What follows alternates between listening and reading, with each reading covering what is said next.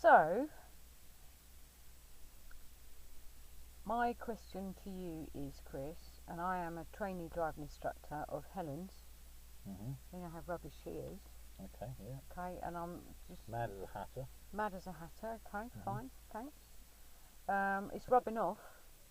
Definitely. Yeah. Definitely. And basically, I've always, whenever she's talked about emerging or turning right into a side road, so emerging at a T-junction or turning right into a side road, she's always gone on about this walk across, drive across rule.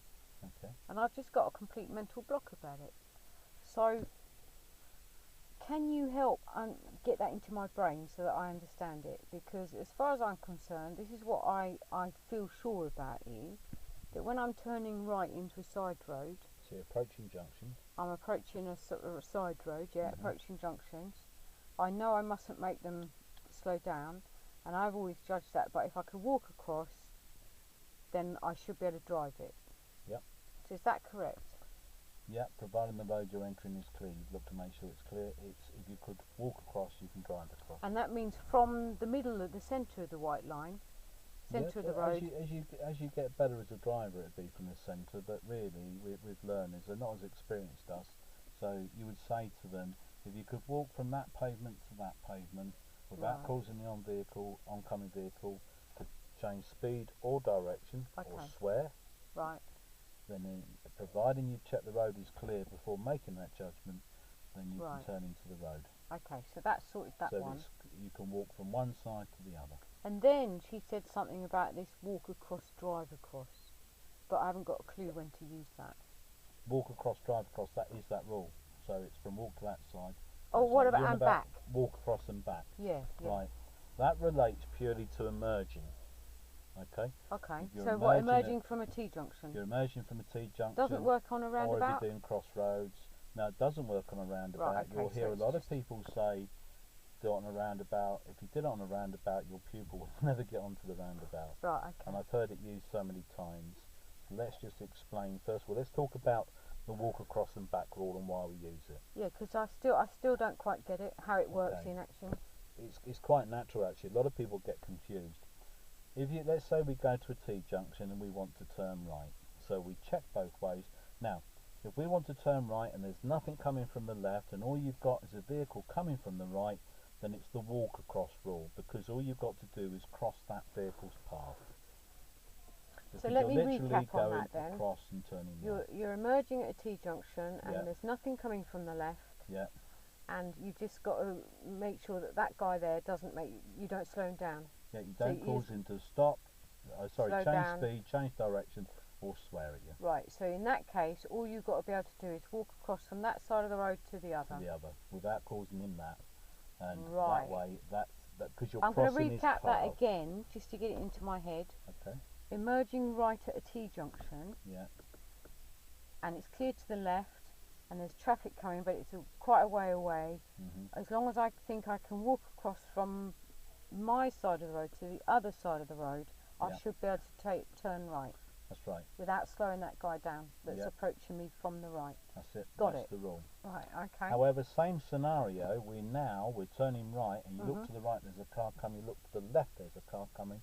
The rule changes slightly because now we are going to not only cross his path to the right here, we're now emerging into the path of the approaching vehicle from the left.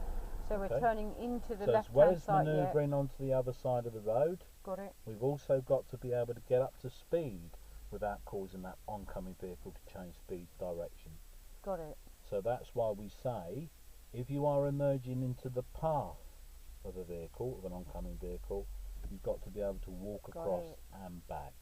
Got it. I'll just recap that in my own words. So if you are turning right at a T-junction and there's somebody coming from the right, and there's also this time there's someone coming from the left, I've got to allow longer time to pull out so that I don't slow that guy coming from the left down, because I'm actually going to be emerging in front of him.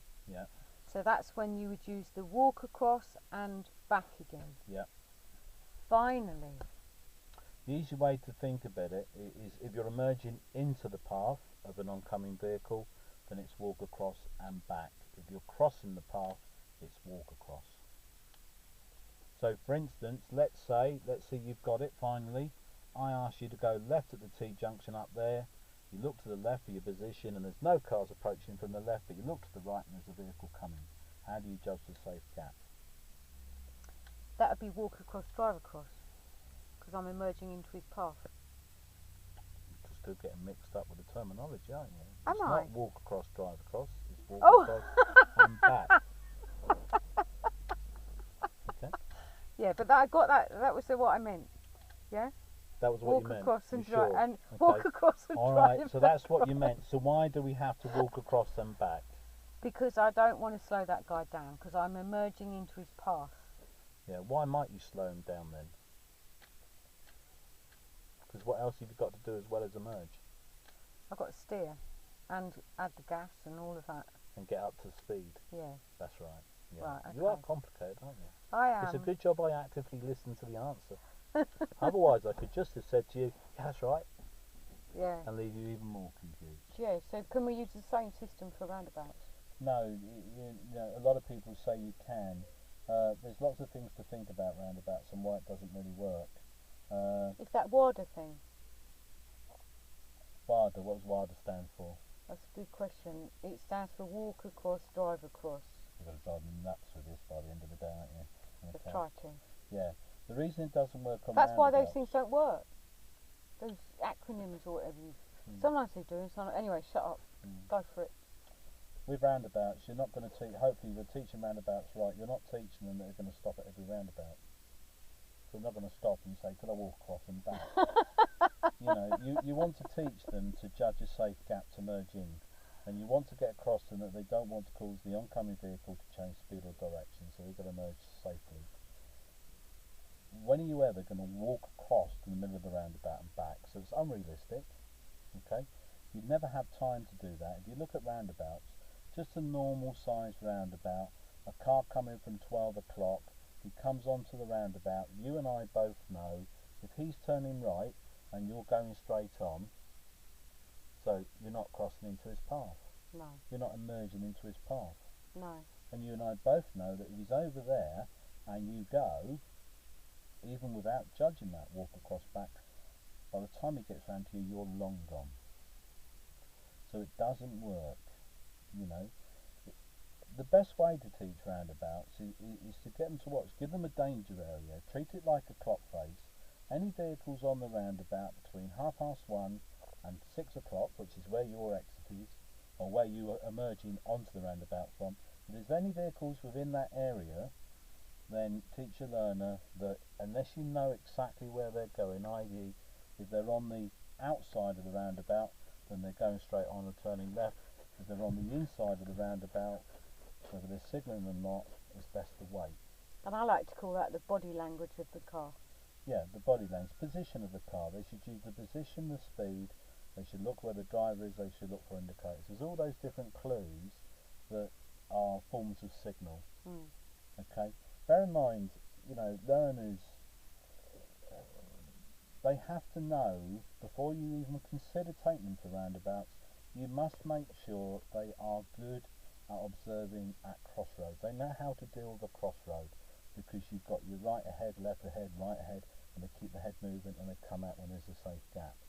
If you try teaching a learner how to turn right and left into side roads approaching and how to emerge at a T-junction, but never talk about the extra road at a set of crossroads, when they get to a roundabout, that roundabout's got cars coming from everywhere.